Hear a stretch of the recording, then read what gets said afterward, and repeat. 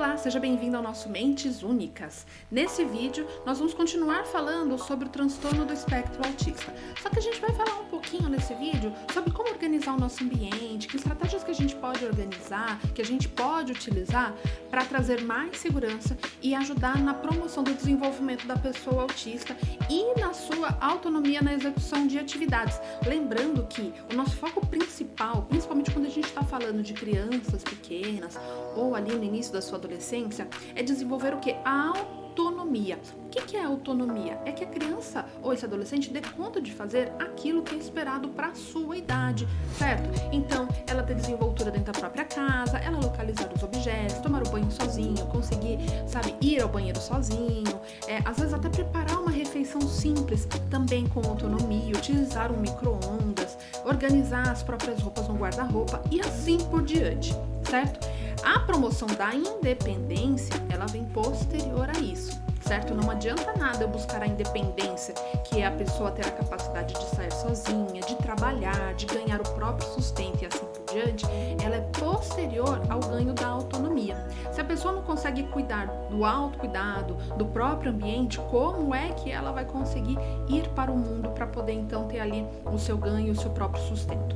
A gente precisa tomar cuidado para não colocar ali os carros na frente dos bois, como eles dizem, certo? Então, o que a gente precisa fazer primeiro para ajudar essa pessoa a ter o seu autocuidado, a se organizar no ambiente, organizar a sua própria vida dentro de casa, dentro da escola, certo? E existem algumas estratégias que vão ajudar a gente nesse processo, certo? A primeira coisa que a gente precisa pensar é ter um ambiente organizado, livre de excessos, certo? E que tenha sempre à mão aquilo que a pessoa precisa de fato. E organizar isso é bem complicado, principalmente quando a gente tem criança, porque criança, ela tende a ser bagunceira, ela tende a esparramar as coisas, mas a gente vai ajudando neste processo. Então, como que a gente pode ajudar? Existem algumas ferramentas que a gente pode utilizar. A primeira delas é o quê? É a gente utilizar as pistas visuais. O que são essas pistas visuais? Elas são passo a passo de como a pessoa pode executar determinada tarefa, certo? E aí ela vai valer, gente, para tudo que eu desejar. Então, por exemplo, vamos supor que essa pessoa, ela tá ali aprendendo a tomar banho sozinha. Quando a gente aprende a tomar banho, né? Quando a gente já sabe tomar banho, vamos pensar primeiro na gente, né? Então, quando a gente já sabe tomar banho, é tudo muito automático. A gente pensa, eu vou tomar banho. E a gente faz uma série de ações que tá dentro desse termo tomar banho, certo? Mas a pessoa que está aprendendo, ela precisa pensar e entender quais são todos os passos desse processo, certo? Então, tomar banho significa o quê? Verificar se a temperatura do chuveiro está ok, se o shampoo está lá, se o sabonete está lá, se eu peguei a toalha, certo? Depois disso, eu tenho que tirar a minha roupa, sentar no vaso para fazer o meu xixi, certo? Se eu vou lavar o cabelo, eu tenho que molhar o cabelo, eu tenho que pegar o shampoo, tenho que colocar na minha mão, fazer espuma no cabelo, enxaguar, depois pegar o sabonete, esfregar o meu corpo, cada uma das partes do meu corpo, então pé, perna, bumbum, barriga, costa e assim por diante, certo? Todos os espaços, todas as partes do meu corpo eu preciso ter ali pensado para poder lavar, me enxaguar, fechar o chuveiro, pegar a toalha, me secar, ir até o meu quarto, colocar na minha peça íntima, depois colocar a minha roupa. Veja, são muitos passos. E aí quando a gente fala de pista visual, é justamente sobre este passo a passo, até que a pessoa consegue automatizar, certo? Até que ela vai para esse automático como a gente já funciona, certo? E a gente vai ajudando nesse processo ali, um pouquinho por vez, certo? E aí a gente vai ter esse passo a passo ali para lavar as mãos, às vezes até para fazer uma lição de casa. O que eu preciso pegar para fazer a lição de casa? O que eu preciso lembrar de pegar para arrumar minha mochila para ir para a escola?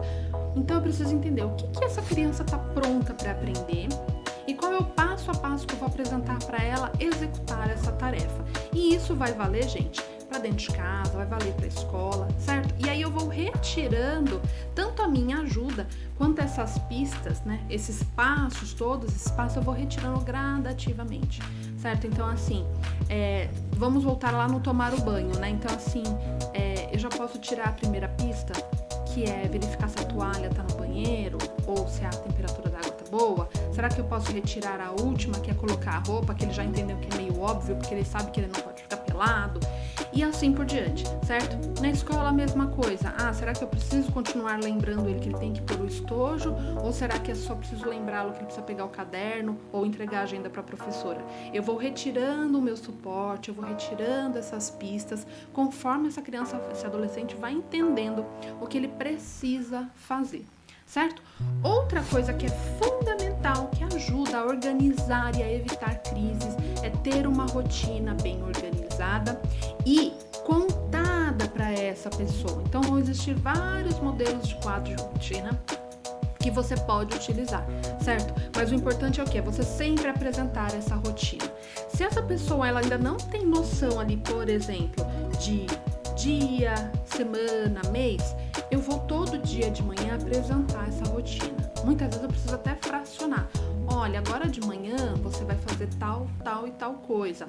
Às vezes eu preciso fracionar ainda mais. Eu preciso contar, olha, agora a gente vai para terapia, a gente vai pegar um ônibus, a gente vai entrar no carro, e eu vou contando para a pessoa como que ela vai, o que vai acontecer. E conforme vai acontecendo, eu também vou sinalizando para lá, a gente já cumpriu essa tarefa,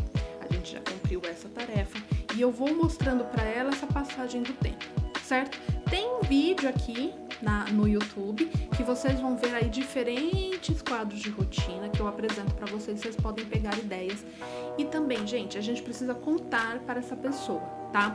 O que ela vai fazer e contar quando ela já fizer. Algumas rotinas, elas vão estar em formato de checklist, certo? Então, por exemplo, numa aula, num atendimento, eu tenho lá assim, hoje a gente vai fazer 4 tarefas. Tá? A gente vai fazer lição de matemática, a gente vai fazer lição de português, depois a gente vai no parque e por fim a gente vai assistir um vídeo e é a hora do tchau. O tchau é bem importante a gente colocar, principalmente quando é um ambiente que a família não está presente, porque ela ajuda a criança a entender que tem um momento em que ela vai embora e vai retornar para a família, certo? E eu posso montar essa rotina, inclusive, com fotos, se eu quiser. E aí, nesse checklist, conforme ele vai acontecendo, eu falo, olha, já fizemos, vamos fazer um check? A criança vai lá e faz um checkzinho, dá uma carimbada, risca, alguns tira com o velcro, enfim, a gente vai ajudando a criança a compreender essa passagem do tempo e entender as tarefas que ela tem que cumprir ou não. Outra dica importante é a gente usar alguns reforçadores, certo? A gente criar ali uma troca de favores, vamos dizer assim. Olha, se você fizer essa tarefa, você vai ganhar determinada coisa.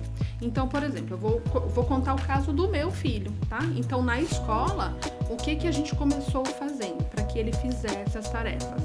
Olha, se você fizer a tarefa, você vai ganhar uma folha para desenhar, porque ele gosta muito de desenhar.